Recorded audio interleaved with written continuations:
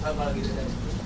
या 2024 नंतरच्या महाराष्ट्राकडे आपण कसं पाहता? मला असं वाटतं की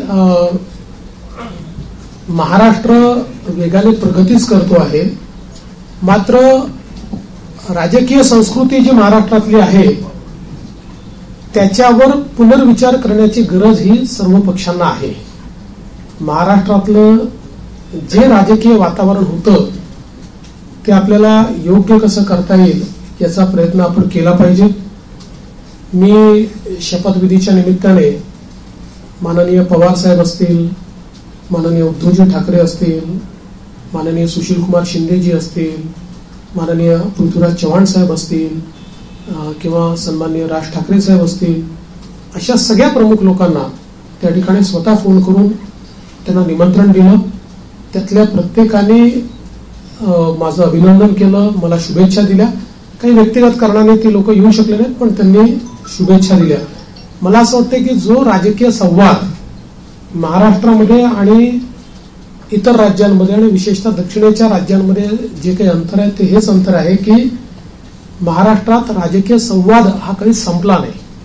आपण अनेक राज्यांमध्ये असं बघतो की दोन पक्षांमध्ये किंवा दोन नेत्यांमध्ये इतका विसंवाद असतो की हिंदीमध्ये ज्याला खून के प्यासे म्हणतो अशा प्रकारची परिस्थिती आपल्याला पाहायला मिळते.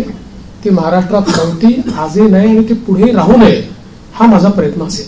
याला जोडून बघतो तुम्ही राहाल नाही तर मी असं म्हणणाऱ्यांना काय उत्तर द्या? नाही, मी त्याच वेळेस सांगितलं होतं की राजकारणात सगळेच राहतात, तेही राहतील, मी राहील, आम्ही सगळेच राहणार आहोत. Sanjay Bapat 1 minute. Sanjay Bapat 1 minute. Sanjay Bapat Sanjay 1 minute. Sanjay Bapat.